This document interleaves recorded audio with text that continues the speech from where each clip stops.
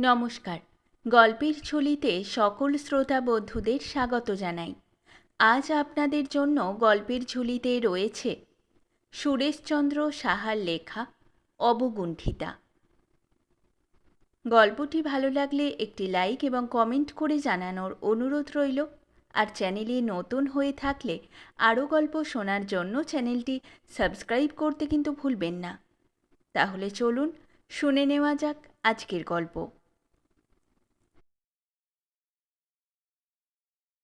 মাতা অনেক চেষ্টা করিয়াও মেয়ের চরিত্র সংশোধন করিতে পারিলেন না।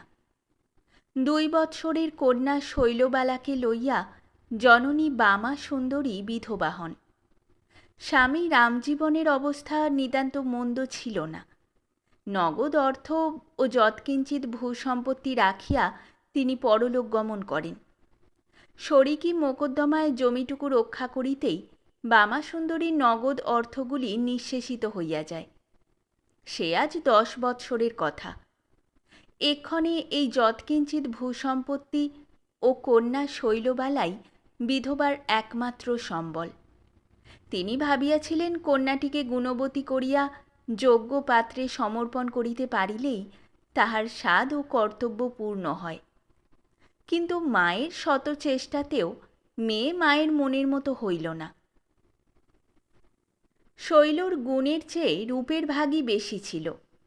নিভৃত কাননের এক প্রান্তে বনমল্লিকার শুভ্র কুটুল যেমন আরণ্য প্রকৃতিকে খণ্ড সুষমায় অলঙ্কৃত করে, তাহারও অপূর্ব রূপরাশি বিধবার জীর্ণ কুটির শত শোভা শোভিত করিয়া রাখিয়াছিলেন। শৈলর ক্ষুদ্র হৃদয়টুকু তাহার এই অপরূপ রূপগর্বে সর্বদা স্ফীত হইয়া থাকিত। সে পৃথিবীতে আর কাহাকেও আপনাপেক্ষা সুন্দরী মনে করিত না, এবং গ্রাম্য বালিকা বিদ্যালয়ের সতীর্থা বালিকাবৃন্দের সহিত প্রতি কথায় তাহার নাসিকাদেশ ও ভ্রুযুগল কুঞ্চনপূর্বক যথাসাধ্য পরস্পর সন্নিহিত হইয়া এইভাবেই প্রকাশ করিত। শৈলর সঙ্গে কথায় কাহারও আঁটিয়া উঠিবার সাধ্য ছিল না। মা যাহা বলিতেন শৈল তাহার বিপরীত করিয়া বসিত। বামাসুন্দরী একাকিনী গৃহকার্য করিয়া উঠিতে পারিতেন না। শৈল কোনোদিন ভুলিয়াও তাহার সাহায্য করিত না। শৈলবালা আপনার ইচ্ছামতো বিদ্যালয়ে গুরুমার নিকট উপস্থিত হইয়া বাকি সময়টুকু রায়েদের বকুল বাগানে, মুখুজ্জেদের বাঁধা ঘাটে এবং ভুলু চাষির ছোলার ক্ষেতে পুরুষোচিত ক্ষমতা ও গুণ বিস্তার করিয়া কাটাইয়া দিত। মাতা যদি কোনোদিন শাসন করিতে গিয়া বলিতেন, শৈল, শেঠের বাছা, তুই সমস্ত মেয়ে হতে চললি, এখনো কি তোর বুদ্ধি শুদ্ধি হলো না? অমন করে পথে ঘাটে বেড়ানো আর ভালো দেখায় না। এত বড় মেয়ে হলি, খড়গাছি ভেঙে দুখান করতে শিখলি না। আজ বাদে কাল পরের ঘর করবি। শাশুড়ি ননদে লাথি ঝাঁটা খেতে খেতে তোর জিউ যাবে। লক্ষ্মী মা, বদতরিবতগুলো ছাড়। তাহা হইলে সেদিন মেয়েকে পাড়া হইতে খুঁজিয়া আনিতে এবং ভাত খাওয়াইবার জন্য সাধিতে সাধিতে মাতাকে অনেকখানি বেগ পাইতে হইত। পাত্র পাত্রীর রূপ গুণ থাক বা না থাক, বঙ্গদেশের অত্যুর্বর মৃত্তিকার গুণে তাহাদের বিবাহলতা সামাজিক শুভঙ্করের আর্যানুসারে যথাসময়ে পুষ্পবতী হইতে ভোলে না। শৈলবালা বিবাহ অপেক্ষা বসু মহাশয়ের নূতন পাঠ এবং রায় মহাশয়ের বকুল গাছটি কই বেশি বুঝিত।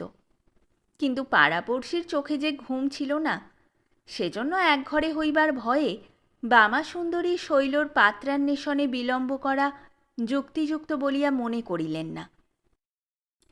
কে মনে করিয়াছিল অসহায়া দরিদ্রা বিধবার এমন অপদার্থ কন্যাটিকে গ্রাম্য জমিদার পুত্র সত্যেন্দ্রনাথ স্বয়ং বিবাহ করিতে ইচ্ছা প্রকাশ করিবেন? আজকাল প্রায়ই দেখিতে পাওয়া যায়, পিতামাতা যখন উপাধিধারী পুত্রের বিবাহের জন্য পণ ও যৌতুকের লম্বা লম্বা ফর্দ প্রস্তুত করিতে ব্যস্ত থাকেন, তখন পুত্রটি বিশ্ববিদ্যালয়ের বিপুল পুস্তক স্তূপ হইতে আপনার শান্ত নয়নযুগল উৎসারিত করিয়া একটু সৌন্দর্যের জন্য ইতস্তত প্রধাবিত করেন এবং ভাবী পত্নীর সহিত সূর্যমুখী, কমলমণি অথবা ভ্রমরের সাদৃশ্য পাইতেই অধিকতর ব্যগ্র হন।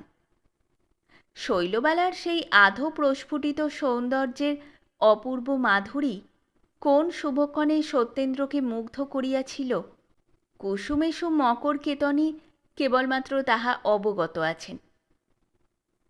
জমিদার পুত্র জামাতা হইবেন বামাসুন্দরী স্বপ্নেও ভাবেন নাই। পাত্রপক্ষ প্রস্তাব করিবা মাত্র তিনি সাদরে স্বীকৃতা হইলেন। সত্যেন্দ্রনাথের ন্যায় বিদ্বান, ধনবান, স্বরূপ, সচ্চরিত্র পাত্রে কন্যাদান করিয়া তাহার আবৈধব্যের মনোবাঞ্ছা পূর্ণ করিলেন।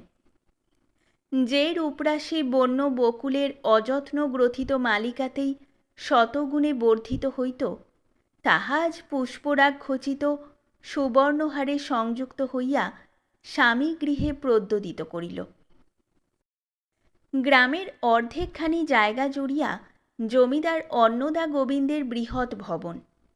রাজধানীর ধনী প্রাসাদের ন্যায় ইহা শ্বেত মর্মর স্ফটিক খচিতা, সুরুচি সম্পন্ন চিত্রাবলী পরিশোভিতা মনোহারিণী অট্টালিকা না হইলেও ইহাতে গ্রাম্য সৌন্দর্যের অভাব ছিল না।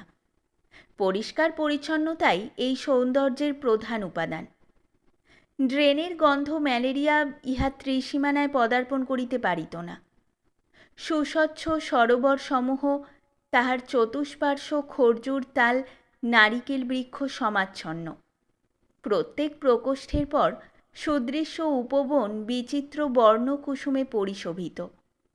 মধ্যে মধ্যে আম্র, কাঁঠাল, কদলী প্রভৃতি আবশ্যকীয় বিটপি শ্রেণী। কোথাও সুশীতল বাপি সলিলে রাজহংস ক্রীড়া করিতেছে, কোথাও বা সুমন্দ মলয়ানীল সঞ্চালিত রক্তপদ্মথর।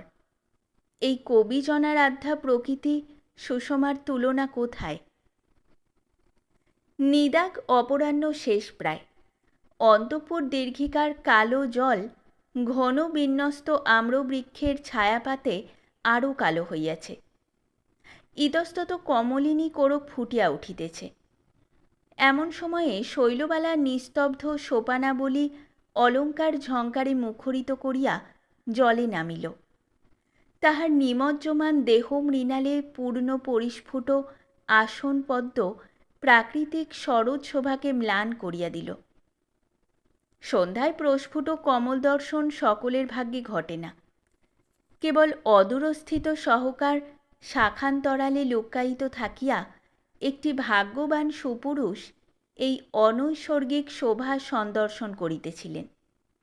তিনি সত্যেন্দ্রনাথ। হঠাৎ শৈল দৃষ্টি সেদিকে পড়িল। সত্যেন্দ্রকে দেখিয়া শৈল তাড়াতাড়ি আর্দ্র বস্ত্র মাথায় টানিয়া দিল। তাহার এত সাধের বৈকালিক খোঁপাটি জলে ভিজিয়া গেল। সত্যেন্দ্র আর আত্মগোপন করিয়া থাকিতে পারিলেন না। হাসিতে হাসিতে নিকটে আসিয়া বলিলেন, ছি শৈল, অবেলায় ভিজা কাপড় মাথায় দিও না, অসুখ করবে, শিগগির ফেলে দাও। তুমি দুষ্টুমি করিয়া আমায় লুকিয়ে দেখছিলে কেন? তা না হলে তোমাকে দেখতে পাই কই? তোমার খালি 3 হাত ঘোমটা দেখে আমার লাভ? তবে এখন বিবি সাজতে হবে নাকি? আচ্ছা, আর কোনো দিন লুকিয়ে দেখব না, এখন ভিজে কাপড় ফেলো। ঘোমটা ফেলার কারণ যে শুধু লজ্জা তাহা নহে। শৈলর সেই বাল্য একগোয়ামি এখনো দূর হয় নাই। সে ঘোমটা ফেলা দূরে থাক, আরও খানিক লম্বা করিয়া টানিয়া বেশি জলে সরিয়া দাঁড়াইল। সত্যেন্দ্র তখন আসল কথা পারিয়া বলিলেন, শৈল, তোমায় শুধু লুকিয়ে দেখবার জন্য আসিনি। কালই আমি কলকাতায় যাচ্ছি। ভট্টাচার্য মশাইয়ের কাছে গিয়েছিলাম। তিনি সন্ধ্যার সময় যাত্রা করিয়া থাকিতে বলিলেন। একটু পরেই চলে যাব। তাই একবার তোমার সঙ্গে দেখা করতে এলাম। তাতে এমন যদি অপরাধ হয়ে থাকে বলো, চলে যাচ্ছি। শৈলবালা এসব কথায় নরম হইবার মেয়ে নয়। সে বলিল, তা কলিকাতায় যাবে, যাও না। আমি ঘোমটা না খুলিলে কি কলকাতা রাস্তা খোলসা হচ্ছে না? সত্যেন্দ্র হতাশ্বাস হইয়া পড়িলেন। সহসা বুদ্ধি করিয়া বলিলেন, তা নয় গেলাম, কিন্তু পূজার ছুটিতে আসবার সময় তোমার কি কি জিনিস আনতে হবে তা না জানলে কেমন করে যাই? এবার ঠিক জায়গায় ঔষধ পড়িয়াছিল। শৈল নরম হইয়া বলিল, তুমি কি কি আনবে আগে বলো, তবে কাপড় ফেলব।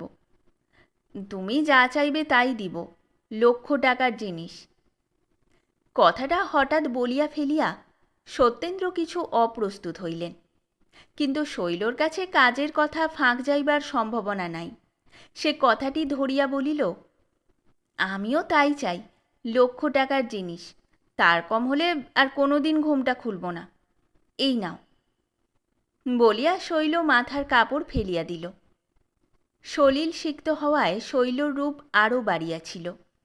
কুন্তলীকৃত বেণী বহিয়া বাড়িবিন্দু কপল ছড়াইয়া পড়িতেছিল। সত্যেন্দ্রনাথ সতৃষ্ণ নয়নে এই অপূর্ব সৌন্দর্য সুধা পান করিতে করিতে, তবে আসি শৈল, বলিয়া বিদায় গ্রহণ করিলেন। পূজা আসিয়াছে। মেঘশূন্য নীল নির্মল গগনে সুধাকর হাসিতেছে। দিকবসনা প্রকৃতি পূর্ণাঙ্গী। প্রতি পুষ্পে পত্রে, প্রতি নদী কলতানে, প্রতি কোকিল কাকলিতে, প্রতি গিরি নির্ঝরে তাহার অতুল সৌন্দর্য উছলিয়া পড়িতেছে। গ্রাম্য পথ বহিয়া একখানি গোশকট চলিয়াছে। গাড়োয়ান একবার গরুর লেজগাছি মলিয়া দিয়া, মর মর এদিকে বলিতেছে। কখনো হস্তস্থিত চর্মরজ্জুখানির সহিত গোবেচারীর পৃষ্ঠস্থিত চর্মের বল পরীক্ষা করিতেছে। ভিতরে একটি যুবক আরোহী। তাহার মলিনতা ক্লিষ্ট মুখমণ্ডল দেখিয়া বোঝা যায় কোনো বিষাদপূর্ণ চিন্তা তাহাকে এই শারদীয় প্রকৃতির সুখ উপভোগ হইতে বঞ্চিত করিয়া রাখিয়াছে। যুবক আপনার পকেট হইতে একখানি পঠিত পত্র বাহির করিয়া পুনরায় পড়িতে লাগিলেন। প্রিয়তম, তোমার পত্রে জানিলাম তুমি শীঘ্রই বাড়ি আসিতেছ। সেই দিন পুকুরের ধারে ঘোমটা ফেলার প্রতিজ্ঞাটি মনে আছে তো? সেইটি স্মরণ করিয়া দেওয়ার জন্যই এই পত্র লিখিলাম। 1,00,000 টাকার জিনিস ভুলো না যেন, তাহা হইলে তোমার সঙ্গে আরি। ইতি তোমার প্রেমাকাঙ্ক্ষিনী শৈল। পত্র পড়িয়া সত্যেন্দ্রনাথ আরও চিন্তিত হইয়া পড়িলেন। কি কুক্ষণে তিনি একটি বেফাঁস কথা বলিয়া ফেলিয়াছিলেন। সেই দিন হইতে ভাবিতে উচিত ছিল প্রতিজ্ঞা যখন। এই নীতিবাক্যের তাৎপর্য মর্মে মর্মে অনুভব করিতেছেন। এবার কলিকাতা গিয়া পড়াশোনাতেও বিলক্ষণ ক্ষতি হইয়াছে। পূজায় বাড়ি আসিবার সময় কলিকাতা বাজারের অর্ধেক দ্রব্য তিনি পোর্টম্যানসাত করিয়াছেন। তথাপি প্রতিশ্রুতির পক্ষে যথেষ্ট হইল না মনে করিয়া চিন্তিত হইতেছেন। দেখিতে দেখিতে গাড়ি জমিদার মহাশয়ের সিংহদ্বারে আসিয়া লাগিল। জিনিসপত্র তোলার ধুম, ডাক হাঁক, হইচই পড়িয়া গেল। পিতামাতার স্নেহাশীর্বাদ সম্ভাষণ, অনুচর ভৃত্যের আদর আপ্যায়িতের মধ্যে সত্যেন্দ্রনাথ বাড়ি আসিলেন, কিন্তু তাহার মনে সুখ নাই। এক হাত ঘোমটা টানিয়া শৈলবালা সত্যেন্দ্রের শয়ন মন্দিরে প্রবেশ করিল। সত্যেন্দ্র একখানি সোফায় ঠেস দিয়া আকাশ পাতাল ভাবিতেছিলেন। শৈলকে দেখিয়া বলিলেন, শৈল, ভালো আছো তো? বিধাতা যেমন রেখেছেন। শৈল কিন্তু ওসব বাজে কথায় ভুলছে না। আমার জিনিস কোথায়? ঘোমটা না খুললে দিব না, না দিলে ঘোমটাও খুলব না। সত্যেন্দ্র একটু শুষ্ক হাসি হাসিয়া পোর্টম্যান্টের ভিতর হইতে একে একে আয়না, চিরুনি, শাড়ি, বড়ি প্রভৃতি শৈলের পদপ্রান্তে রাখিতে রাখিতে বলিলেন, দেখো দেখি শৈল, এবার আরবারের চেয়ে কত বেশি জিনিস এনেছি। এখন দেহি পদ পল্লব মুদারম। শৈল বলিল, তা মানভঞ্জনের পালাই গাও আর হনুমানের বস্ত্রহরণের পালাই গাও, আমার জিনিস চাই। এই বুঝি তোমার 1,00,000 টাকার জিনিস? আয়না, চিরুনি আর বুঝি কেহ কোনোদিন চোখে দেখে নাই? অত টাকার কথা দূরে থাক, একটা নূতন জিনিসই বা কই? সত্যেন্দ্র যেন অকুল সাগরে তীর পাইলেন। তাহার মুখমণ্ডল হইতে চিন্তার কৃষ্ণ ছায়া অপসারিত হইল। বলিলেন, আচ্ছা, তার জন্য কি? এবার তোমার জন্য নূতন জিনিসও এনেছি, এখন খুশি হবে তো? তারপর আরেকটি বাক্স হইতে 2 শিশি কুন্তলিন ও 1 শিশি দেলখোস বাহির করিয়া শৈলর হাতে দিয়া বলিলেন, দেখো কেমন নূতন জিনিস, আয়না চিরুনিই যেন চোখে দেখিয়াছ। এমন সুন্দর সুগন্ধি তেল তো আর চোখে দেখা কপালে ঘটে নাই। এখন ঘোমটা খুলিয়া একটু মাথায় দাও দেখি, তাহলে তোমার গরম মেজাজটা শুদ্ধ নরম হবে। শৈল শিশিগুলি হাতে করিয়া নাড়িয়া চাড়িয়া রাগে তাম্বুল রসরাগ রঞ্জিত অধর দুইটি ফুলাইয়া বলিল, ছাই তেল, ছেলে ভুলাতে এসেছেন, আমি চাই না। বলিয়া ঘরের মেঝে শিশি 3টি সজোরে নিক্ষেপ করিল। শিশি চূর্ণ হইয়া তৈলগুলি সুমসৃণ মেঝে বহিয়া ঢেউ খেলিতে লাগিল। আজ এই প্রথম সত্যেন্দ্র শৈলর ব্যবহারে মর্মাহত হইলেন। তিনি আর কোনো বাক্যব্যয় না করিয়া সোফায় আসিয়া বসিলেন। শৈলও ক্রোধ ভরে নিজ পালঙ্কে গিয়া শয়ন করিল। এতক্ষণ পঞ্চমীর ক্ষীণ চন্দ্র পশ্চিম গগনে হেলিয়া পড়িয়াছিল। তাহার মূর্ছাতুর মৃদু কররাশি উন্মুক্ত দ্বার ও বাতায়ন দিয়া তৈল নিষিক্ত মেঝে পড়িয়া অস্পষ্ট চন্দ্রমণ্ডল সৃজন করিতেছিল। সত্যেন্দ্র বসিয়া বসিয়া এই শোভন শোভা দেখিতেছিলেন। শৈল ইতিমধ্যে রাগে ফুলিয়া ফুলিয়া ঘুমাইয়া পড়িয়াছিল, কিন্তু তখনও সে 2 হাতে ঘোমটা ধরিয়াছে, পাছে চুরি করে চায়। এ রহস্য দেখিয়া সত্যেন্দ্রের মনে পড়িতেছিল, আমার হৃদয় প্রাণ সকলই করেছি দান, কেবল সমরখানি রেখেছি, চাহিয়া নিজের পানে নিশিদিন সাবধানে সযতনে আপনারে ঢেকেছি। ভাবিতে ভাবিতে সত্যেন্দ্রের চক্ষু দুটি মুদিয়া আসিল। তিনি শোভাতেই নিদ্রিত হইয়া পড়িলেন। গভীর রজনী। হঠাৎ একটি গুরুতর পতন শব্দে সত্যেন্দ্রের নিদ্রাভঙ্গ হইল। ততক্ষণ চন্দ্রদেব অস্ত গিয়াছেন, প্রদীপও নিবিয়া গিয়াছে। সত্যেন্দ্র অনুভব করিলেন ঘরের মধ্যে কি যেন নড়াচড়া করিতেছে। তিনি ভয়চকিত চিত্তে তাড়াতাড়ি উঠিয়া আলো জ্বালিয়া দেখিলেন একটি অপরিচিত লোক ঘরের মেঝে পড়িয়া আছে। শেষে চূর্ণিত একখণ্ড কাঁচ তাহার দক্ষিণ পাঁজরায় দারুণ বিদ্ধ হইয়া গিয়াছে। স্থানে স্থানে আরও 2-4খানি কাঁচ ফুটিয়াছে। রক্তে তাহার সর্বাঙ্গ মাখিয়া গিয়াছে। উঠিবার সামর্থ্য পর্যন্ত নাই। তাহার নিকটে একটি বৃহৎ বোচকা পড়িয়াছিল। সত্যেন্দ্রের চিৎকারে বাড়ির ভৃত্যেরা দৌড়িয়া আসিয়া তাহাকে ধৃত করিল।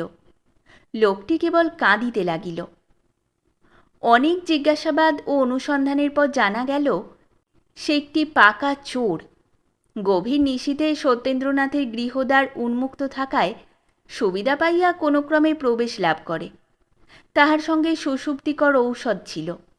তাহার আঘ্রাণ দ্বারা শৈলকে গভীর নিদ্রিত করিয়া তাহার গাত্রস্থিত যাবতীয় বহুমূল্য অলঙ্কার এবং গৃহজাত অন্যান্য মূল্যবান দ্রব্যাদি যাহা পাইয়াছিল চুরি করিতেছিল।